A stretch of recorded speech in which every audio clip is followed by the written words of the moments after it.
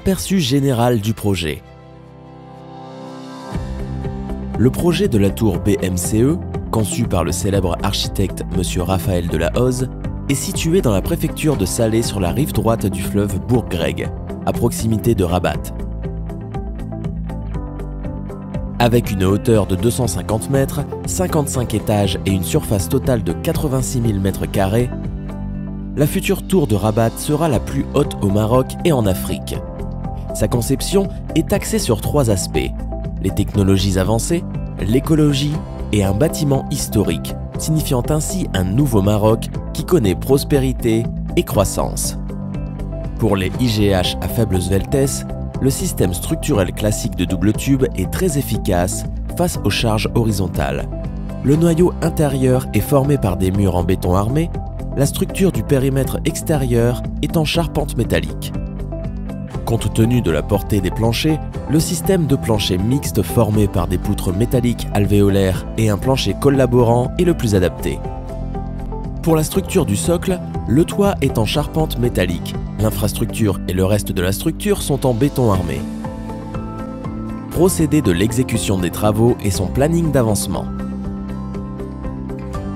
La durée totale des travaux est prévue en 1095 jours comptés à partir du démarrage des travaux des barrettes et des pieux jusqu'à la fin des travaux de structure, MEP et façade. La partie d'architecture et de finition va prolonger cette durée de 275 jours jusqu'à la réception provisoire. Procédé de l'exécution des travaux et délai des phasages. L'exécution des travaux sera organisée en fonction des phasages de la tour et du socle. Après la réception de l'avis d'attribution du marché, l'équipe sera mobilisée sur place pour démarrer les travaux de l'implantation et de l'installation du chantier. Dès que les études sont approuvées, les travaux de réalisation des pieux et des barrettes seront démarrés à partir de la zone centrale de la tour. Il est prévu une durée de 197 jours pour terminer l'ensemble des pieux et des barrettes. Réalisation du rideau de pale-planche pendant les travaux de terrassement. Le dispositif de rabattement de la nappe est mis en place. La mise en place des puits de recharge et du rideau de pale-planche tout au long de la voie ferrée ainsi qu'un terrassement en talus assure contre tout risque sur cette voie. Des piézomètres et inclinomètres installés en pied de talus permettront le contrôle en continu des paramètres de la stabilité et le niveau de la nappe pendant les travaux dans le sous-sol de la tour. Les travaux de terrassement de la zone centrale de la tour seront entamés dans un premier lieu après la réalisation des barrettes et des pieux. La zone périphérique du socle sera terrassée par la suite. Il est prévu 103 jours pour la réalisation du radier du socle et de la tour. La grue 5 et la grue 6 seront installées quand ces travaux sont terminés. Une fois le 3e étage du noyau achevé, le système du coffrage grimpant est mis en place. Le monte-charge MC3 est installé en même temps et sera dédié au transport des ouvriers. La charpente métallique de l'enveloppe extérieure sera démarrée à ce moment. La durée de réalisation d'un niveau standard du noyau est de 6 jours. Après la réalisation de la structure en béton du 7e étage du noyau, la grue 7 grimpante est montée sur le noyau ainsi que les monte-charges MC1 et MC2. À ce stade, les travaux de maçonnerie commencent. Une fois le 16e étage du noyau achevé, on démarre le mur rideau, la finition et l'installation des équipements. On travaille en même temps sur les périphériques pour achever le montage de la structure métallique du toit des zones A, B, C, D du socle et décaler la réalisation de la zone E proche de la tour afin de maintenir un couloir de transport des matériaux, ouvriers et matériels vers la tour.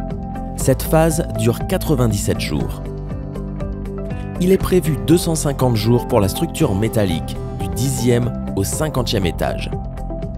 Le système du coffrage grimpant est démonté après la fin de l'exécution du noyau. Ensuite, les grues 5 et 6 sont démontées par la grue G7.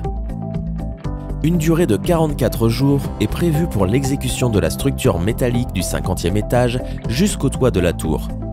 Pendant cette phase, une grue type M270 est installée pour démonter la grue 7. Une autre petite grue de type SDD 525 est montée sur la grue M270 pour démonter cette dernière. Par la suite, les travaux sur le toit et le mur rideau extérieur sont achevés. et la grue SDD 525 est démontée manuellement.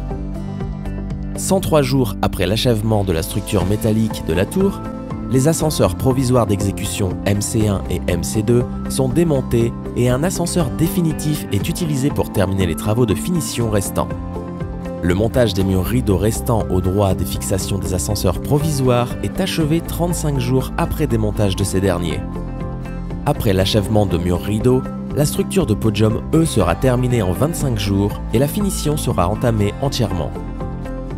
Il est prévu de terminer la finition, l'installation des équipements et les travaux extérieurs dans un délai de 275 jours en vue de l'achèvement global du projet. Une phase de testing et commissioning pour le réajustement de l'ensemble des équipements est prévue en préparation de la réception provisoire. Équipements et techniques clés de l'exécution. Organisation et équipements pour transport vertical. 2 grues à tour avec bras mobile type XGTL 500, G5, G6 seront installées pour la tour et 4 grues à tour type MDT 269 J10 seront installées au niveau du podium. Après l'achèvement de 7 étages du noyau de la tour, une grue à tour grimpante avec bras mobile type XGTL 500, G7 sera installée à l'intérieur du noyau. G5 et G6 seront chargés de l'installation de la structure métallique extérieure et G7 sera chargé de l'exécution du noyau de la tour. À l'extérieur de la tour, 2 ascenseurs provisoires de grande vitesse type SC200-200G seront installés afin de transporter le personnel, le matériel et les matériaux. La vitesse de service de ce type d'ascenseur atteint 96 mètres par minute.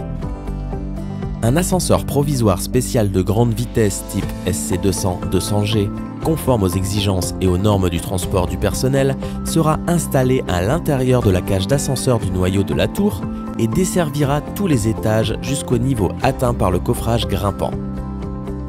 Au moment propice à la fin des travaux de finition, on procède au changement de l'ascenseur provisoire en un ascenseur définitif. Système de coffrage du noyau. Le système de coffrage grimpant est adopté pour l'exécution du noyau de la tour. Ce système est complètement fermé de l'extérieur et permettra l'achèvement de la structure du noyau avec sécurité et efficacité. Les poutres en bois en forme de hache et les planches multicouches du coffrage grimpant seront utilisées comme coffrage de la dalle intérieure. Le plancher collaborant à l'extérieur du noyau de la tour sera utilisé comme un coffrage perdu. Grâce à ce système, l'avancement du noyau de la tour sera d'un niveau par 5 à 6 jours. Envoi de béton par pompe. Afin de satisfaire les besoins de transporter le béton de haute caractéristique au niveau supérieur de la tour, 2 pompes de grande pression type HBT 9035CH seront installées. Ces pompes sont équipées d'une conduite d'épaisseur de 12 mm avec une haute résistance au frottement et une capacité d'envoyer le béton C75 à 235 mètres de hauteur. Un bras télescopique avec un rayon de travail de 18 mètres sera fixé sur le système de coffrage grimpant du noyau. Installation de murs rideaux. Les éléments du mur rideau seront assemblés à l'usine et installés sur site à chaque étage. Des crochets de suspension seront prévus à chaque étage pour installer une extension de plancher permettant de recevoir les colis et transpalettes des murs rideaux. Ces colis seront transportés par la grue à tour à l'étage de destination. Application de BIM. Après la phase étude PRO et pendant la phase des études d'exécution, BIM sera utilisé pour simuler, améliorer et élaborer l'ensemble des lots du projet. Engagement du groupement CRCC-TGCC. Présentation du groupement CRCC-TGCC.